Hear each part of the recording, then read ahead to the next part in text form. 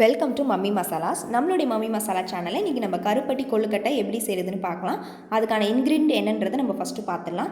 அரிசி மாவு, கருப்பட்டி, தேங்காய், ஏலக்காய், சுக்கு பவுடர் இதை வந்து நீங்கள் எடுத்துக்கோங்க. ஏலக்காய் சுக்கு வந்து பொடி பண்ணி நான் இன்றைக்கி எடுத்துருக்கேன், அந்த மாதிரி எடுத்துக்கோங்க. இப்போ ஃபஸ்ட்டு வந்து ஒரு கிளாஸ் தண்ணி ஊற்றி கருப்பட்டியை நம்ம வந்து உருக்கி எடுத்துக்கணும். அதுக்கப்புறமேட்டு தான் நம்ம எப்படி செய்கிறதுன்னு பார்க்கணும். ஸோ ஃபஸ்ட்டு கருப்பட்டியை வந்து நல்லா உருக்கிக்கோங்க. கருப்பட்டி உருகுனதுக்கப்புறம் நம்ம ஏலக்காவையும் சுக்கி அதில் ஆட் பண்ணுவோம். இந்த மாதிரி நல்ல கருப்பட்டி வந்து பார்த்திங்கன்னா ஜஸ்ட் ஒரு டம்ளர் தண்ணி ஊற்றினாலே உங்களுக்கு கருப்பட்டி வந்து அதிலே ஃபில்டர் ஆகிடும். ஸோ கருப்பட்டி நல்லா உருக்கி எடுத்ததுக்கப்புறம் ஏலக்காவையும் சுக்கியும் நம்ம ஆட் பண்ணிக்கலாம்.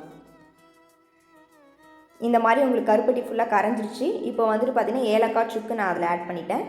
ஏலக்காய் சுக்கு ஆட் பண்ணதுக்கப்புறம் உங்களுக்கு கொஞ்சம் திரியாக இருக்கும். ஏன்னா அந்த சுக்கு வந்து பார்த்திங்கன்னா நம்ம வந்து மிக்சியில் போட்டு கிரைண்ட் பண்ணதுனால கொஞ்சம் திப்பியாக இருக்கிற மாதிரி இருக்கும். அதை வந்து நம்ம ஃபில்ட்ரு பண்ணிக்கணும். ஸோ அதை ஃபில்ட்ரு பண்ணிக்கிட்டிங்கன்னா ஒரு 2 நிமிஷம் மட்டும் இது இப்படியே கொதிக்கட்டும். கொதிச்சதுக்கப்புறம் நீங்கள் அதை இறக்கிட்டு ஃபில்ட்ரு பண்ணிக்கணும்.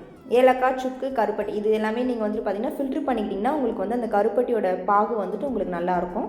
ஸோ இதை நம்ம ஃபில்ட்ரு பண்ணி எடுத்துக்கலாம்.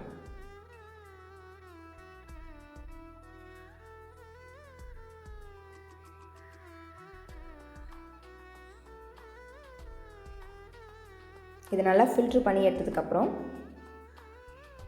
ஒரு குண்டானில் தண்ணி வந்து நம்ம எடுத்துக்கலாம்.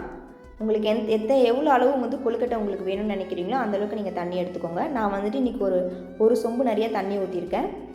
நான் இதை வந்துட்டு நல்லா மூடி போட்டு கொதிக்க விடணும். ஒரு 5 நிமிஷம் இதை வந்து நீங்கள் ஹை ஃப்ளேமில் வச்சு கொதிக்க விட்டிங்கன்னா இது வந்து 5 நிமிஷத்தில் நல்லா கொதிச்சு வந்துடும். இந்த மாதிரி உங்களுக்கு நல்லா கொதிச்சதுக்கப்புறம் நம்ம வந்துட்டு உருண்டை பண்ணி வச்சுருக்க அந்த கொழுக்கட்டையை வந்துட்டு நம்ம இதில் ஆட் பண்ணிக்கணும். இந்த மாவு வந்துட்டு நீங்கள் பதமாக பிசைஞ்சு லைட்டாக உப்பு போட்டுக்கோங்க. உப்பு போட்டு சின்னதாகவும் நீங்கள் உருண்டை பண்ணி வச்சுக்கலாம். இல்லை நீட் ஷேப்பில் அந்த மாதிரிலாம் கூட நீங்கள் இதை உருண்டை பண்ணி தட்டை மாதிரி கூட நீங்கள் உருண்டை பண்ணி இதில் நீங்கள் போடலாம். அது நம்மளுக்கு எந்த மாதிரி தேவையோ அந்த மாதிரி நம்மளுடைய விருப்பப்படி நம்ம பண்ணிக்கலாம். இப்போ வந்துட்டு இந்த உருண்டையெல்லாம் ஃபஸ்ட்டு நான் கொஞ்சம் கொஞ்சமாக ஆட் பண்ணிக்கிறேன். ரொம்ப ஸ்லோவாக கொஞ்சம் கொஞ்சமாக ஆட் பண்ணிக்கணும். ஏன்னா உருண்டை வந்து உடஞ்சிருச்சுன்னா அப்படியே தண்ணியோடு கரைஞ்சிடும். அந்த மாதிரிலாம் இருக்கக்கூடாது. அதனால் பொறுமையாக ஸ்லோவாக வந்துட்டு நீங்கள் ஆட் பண்ணிக்கிட்டிங்கன்னா அதனால தான் நல்லா கொதிக்கிற தண்ணியில் நீங்கள் எப்போவுமே இது உருண்டையை ஆட் பண்ணிங்கன்னா உங்களுக்கு கரையாது. கரெக்டாக பக்குவமாக இருக்கும் உருண்டை. கரண்டி விட்டு இப்போ எதுவுமே கிளறக்கூடாது. இது நல்லா மூடி போட்டு ஒரு 10 நிமிஷம் நீங்கள் அப்படியே விட்டிங்கன்னா இது நல்லா வெந்துடும். கொழுக்கட்டை வெந்து உங்களுக்கு அந்த தண்ணிலாம் வந்துட்டு பார்த்திங்கன்னா உங்களுக்கு அப்படியே திக்காகிடும். திக்காக ஆனதுக்கப்புறம் நம்ம வந்துட்டு கிளறிட்டு ஒன்றோட ஒன்று ஒட்டி இருந்துச்சுன்னா கூட நம்ம கிளறும் போது அது எல்லாமே தனித்தனியாக பிரிஞ்சு வந்துடும்.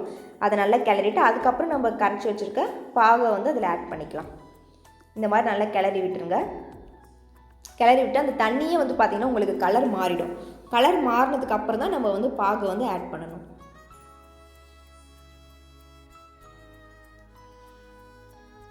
இந்த மாதிரி நல்லா கிளறி விட்டுருங்க. இப்போ வந்து பார்த்திங்கன்னா நல்லா கொதிச்சிருச்சு. அந்த தண்ணி ஃபுல்லாக உங்களுக்கு கலர் மாறி அப்படியே திக்னஸாக உங்களுக்கு ஆகிடுச்சு. இப்போ வந்துட்டு நம்ம சேர்த்து வச்சுருக்க பாகை வந்து நம்ம இதில் ஆட் பண்ணிக்கலாம்.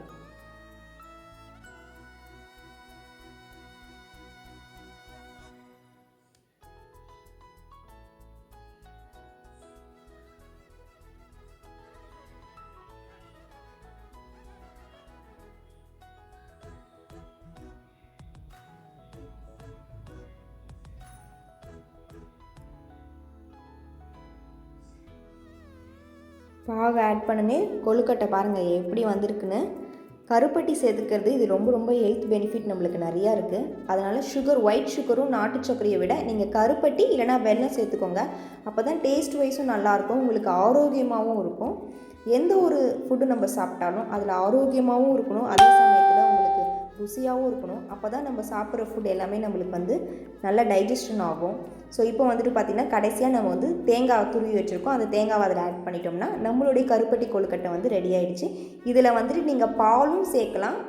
அப்புறம் அப்படி அந்த மாதிரி எதுவும் இல்லைன்னா தேங்காய் பால் கூட நீங்கள் அரைச்சி இதில் சேர்க்கலாம். தேங்காவை கூட நீங்கள் பாலை அரைச்சி இதில் சேர்க்கலாம். அப்படி சேர்த்திங்கன்னா இது வந்து பால் கொழுக்கட்டை ஆகும். இந்த மாதிரி பண்ணும்போது இது வந்து கருப்பட்டி கொழுக்கட்டை.